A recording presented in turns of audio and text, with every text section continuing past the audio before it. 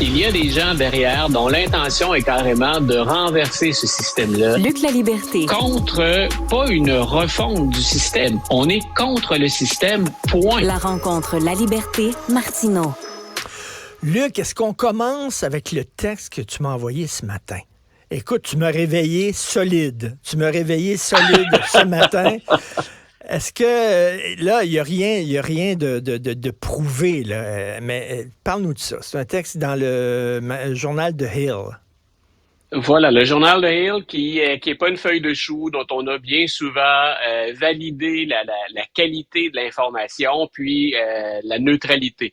Pas la neutralité, c'est-à-dire, mais l'objectivité. Faut pas confondre nécessairement les deux. Ce que nous apprend de Hill, donc, ça avec quoi j'ai été ta dose de caféine matinale, j'ai laissé à Sophie les mots doux et je me suis dit, tiens, on va le brasser un peu. De Hill, là, une nouvelle, c'est dans ses 5 premiers titres de la journée.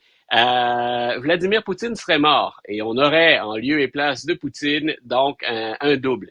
Il y a peut-être des gens qui déjà réagissent en se disant « Ah, come on, depuis quand est-ce que les grands journaux américains ou que Luc La Liberté versent sciemment dans le complotisme? » L'article est drôlement intéressant. On a parlé depuis longtemps du fait que Vladimir Poutine était malade, qu'il était diminué. Ça a circulé plus d'ailleurs au début du conflit, de l'invasion en Ukraine que maintenant. Et là, cette fois-ci, on nous dit carrément, il est décédé. Ça fait déjà un certain temps.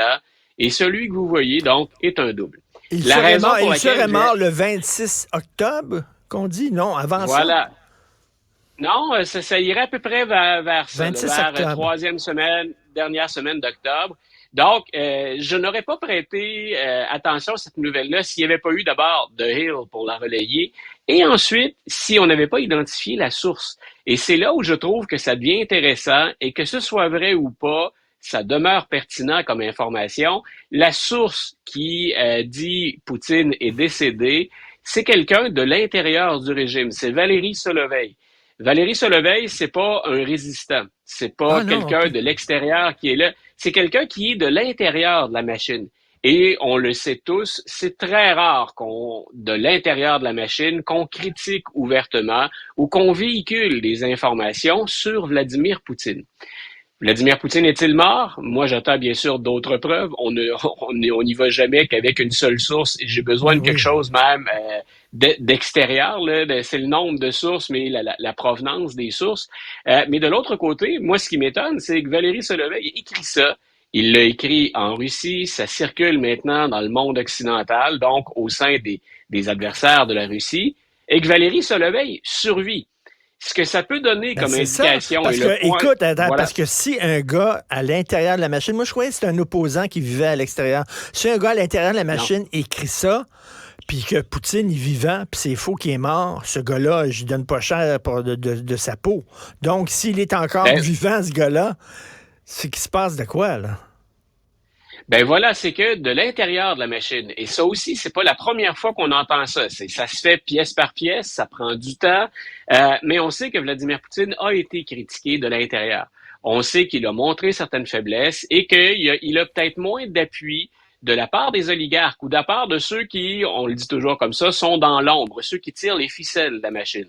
Donc, Vladimir Poutine n'est pas le personnage le plus influent. Il est là parce que d'autres lui permettent de l'être. Ce que ça signifie, c'est qu'il y aurait donc de l'intérieur un mouvement pour discréditer ou affaiblir Poutine. Et donc, c'est ce que je trouvais le plus intéressant personnellement. Comment se fait-il que Solovey résiste à ça? Comment se fait-il qu'il soit vivant et qu'on le laisse s'exprimer à ce sujet-là? Donc, on parle pas de Navalny, de quelqu'un comme Navalny, là, d'un résistant qu'on est allé chercher qui maintenant va probablement finir sa vie derrière les barreaux, quelqu'un dont on a déjà attenté à la vie. Donc, il continue de circuler, il continue d'écrire, puis les médias occidentaux relaient ça. Il n'y a rien que je peux confirmer pour qui que ce soit aujourd'hui. Est-ce que Poutine est mort? On n'en sait foutrement rien parce que c'est pas un régime qui est transparent. Mais le fait que, le fait que cette nouvelle-là existe et que ça vient de quelqu'un à l'intérieur du régime en dit long. Et c'est quoi The Hill pour ceux qui connaissent pas ce journal-là? Donc, c'est un journal en ligne et c'est un journal que je trouve intéressant parce que il y a un peu d'opinion, mais c'est surtout un journal qui rapporte des faits. Le matin, là, j'ai toutes sortes de sites sur lesquels je vais répertorier mes nouvelles. Là. C'est là-dessus que je m'alimente. J'en ai clairement identifié de droite, clairement identifié de gauche, puis ça peut être plus ou moins à gauche ou à l'extrême droite ou d'une gauche plus radicale. Mais quand je veux quelque chose qui me rapporte des faits essentiellement, une nouvelle qu'on traite de façon objective, The Hill fait partie des 3 ou 4 sources que je vais consulter. Je peux partir de là en étant sûr qu'on me rapporte les faits. Puis ensuite, à l'occasion, on va avoir de l'opinion, mais je répète, ce que je veux, c'est de l'information, en guillemets, dure, à partir de laquelle moi, je vais orienter mes textes, ma pensée ou mes chroniques. Donc, The Hill, c'est un site qui, à mon avis, est sous-exploité de notre côté de la frontière. Et quand on regarde des sites qui répertorient l'objectivité dans le traitement de la nouvelle, The Hill figure toujours parmi les 2 ou 3 premières sources à consulter. Donc, d'où mon intérêt ce matin pour cette nouvelle-là, puisqu'on y mentionnait. C'est pas Weekly World News là, qui avait retrouvé le pilote, le capitaine du Titanic sur une banquise 40 ans plus tard. C'est pas ça. Et qui montrait une photo de Clinton en train de serrer la main à l'extraterrestre. C'est pas TMZ non plus qui nous offre parfois des vraies infos, mais qui en invente d'autres complètement. Donc, on est sûr qu'il y a un minimum de traitement journalistique fiable avec The Hill. Luc, les Américains sont furieux parce qu'il y a eu vraiment une faillite du système concernant la tuerie de Lewinston. Ouais. Écoute, lundi, j'écoutais Janet Mills, qui est une démocrate, qui est gouverneure d'un État, mais dont on a parlé, qui est partagé entre progressistes et conservateurs. Le Maine, d'ailleurs, est un des rares États à partager ses grands électeurs. Hein? Donc, après une élection, ça se peut que le Maine, sur la carte, soit affiché en 2 couleurs. C'est qu'il y a souvent des grands électeurs qui va voter républicain. C'est important, donc, parce que Janet Hills, quand elle s'exprime comme gouverneure démocrate, elle sait très bien que son État est partagé. Elle sait très bien qu'elle doit faire des compromis ou qu'elle ne sera pas une progressiste comme on en retrouve à New York, mais une démocrate qui doit compter sur l'appui de certains de ses concitoyens qui sont plus conservateurs. Et lundi, elle est en entrevue, puis on l'interroge, je pense, de façon tout à fait légitime. Plusieurs médias sont là. Et on l'interroge sur moi, ce qui a piqué ma curiosité au travers de tout ça. Le tireur, M. Card, c'est quelqu'un, finalement, plus les journées passent, depuis qu'on a retrouvé le corps de Card, plus les journées passent, plus on se rend compte que finalement, ce gars-là, il n'aurait pas dû avoir d'arme à feu et même pas être en liberté. Ben oui. Ça faisait des semaines déjà que la famille, le gars est dans la réserve, c'est un militaire de formation, c'est un sniper, un tireur d'élite, tout le monde, ses amis, ses proches, ceux avec qui il s'entraîne, les policiers lui ont rendu visite à plusieurs reprises. Et le Maine, qui est un État où on a un encadrement qui est très relâché des armes à feu, on y testait une loi de type Yellow Card ou Yellow Flag. C'est-à-dire donc que on a le droit, si on est des policiers puis qu'on a obtenu de l'information, éventuellement de retirer une arme à quelqu'un qui est considéré comme dangereux.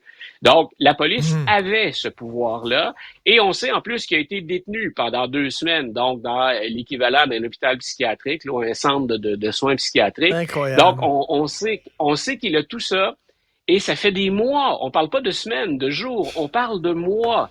Comment ça se fait qu'on n'a pas mis en action ce yellow flag, ce drapeau jaune qui dit « Allons chez lui et retirons-lui ses armes ». Le gars avait encore de nombreuses armes en sa possession, il est libre et il est même en mesure, alors qu'il entend des voix, alors que c'est un paranoïaque, et je répète, documenté depuis des mois, ce gars-là est en mesure de se promener avec un fusil AR-15 qui est tristement le fusil le plus utilisé lors des tueries, et il est capable de se livrer à un véritable carnage. Personnellement, si j'habite au Maine ce matin, que je sois démocrate ou que je sois républicain, je veux que les autorités me répondent. Qu'est-ce que ce gars-là faisait avec un gun? Qu'est-ce que ce gars-là faisait avec plusieurs fusils? Il s'en était procuré même une quinzaine là, dans les semaines qui ont précédé la tuerie. Où est-ce que ça a foiré? Ou est-ce que, alors qu'on est censé être innovateur avec cette loi-là, donc le yellow flag, le drapeau jaune, comment se fait-il que le gars était capable de faire ça alors que tous les signaux, là, sur votre tableau, hein, si on imaginait des lumières, toutes les lumières sont allumées. Ce gars-là est un danger public. Donc, on parle pas d'un chasseur dans le nord du Maine qui a grandi avec des armes toute sa vie. Là. Oui. On parle d'un gars qui a de sérieux problèmes de santé mentale et la gouverneure n'a jamais répondu. Elle a eu la réponse un peu facile en disant écoutez, il y a une enquête. Mais c'est déjà hautement anormal. Peu importe ce que va dévoiler l'enquête, il y a une faillite du système là-dedans. C'est quelqu'un qui, des semaines auparavant, aurait dû obtenir des soins. Donc, c'est quelqu'un qui était vraiment malade. C'est ce que son fils et son ex ont confirmé. Mais c'est quelqu'un qui avait des armes. Et dans ma tête, ça ne fonctionne pas. S'il y a une chose sur laquelle minimalement on devrait s'entendre pour les armes à feu, c'est quelqu'un qui est identifié comme étant au plan psychiatrique ou au plan mental affecté. Le premier réflexe, c'est de lui enlever ses armes. Ça oui. devrait être comme la première démarche à entreprendre. Et au Maine, on se rend compte maintenant qu'il y a 18 familles qui ont perdu des proches. On ne s'en remettra jamais. Et le Maine, où, pour y avoir séjourné souvent, on retrouve des gens qui sont souvent très, très proches, très serrés. Ce sont de petites communautés. À Lewiston et autour, parce qu'il y a plusieurs autres villes ou petits villages autour, on vient d'ébranler ces gens-là sur une très, très longue période. Écoute, je laisse les gens sur une bande-annonce de demain, de notre conversation de demain. On a commencé fort. Est-ce que Poutine est mort? Demain, la conversation avec Luc. Est-ce que Trump est atteint de démence précoce? Ah oui. Question que lance le New York Times. On va s'en parler demain parce que je veux vraiment qu'on prenne le temps de développer ça. Merci beaucoup, Luc La Liberté. C'est parti. On se retrouve demain matin. Salut, bye.